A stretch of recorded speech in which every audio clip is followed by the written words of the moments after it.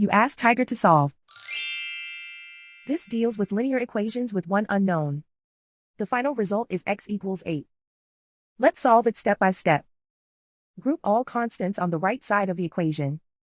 Add 4 to both sides.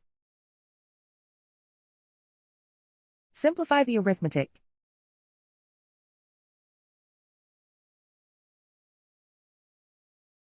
Isolate the c. Divide both sides by 3. Simplify the fraction. Find the greatest common factor of the numerator and denominator. Factor out and cancel the greatest common factor. And so the final result is x equals 8.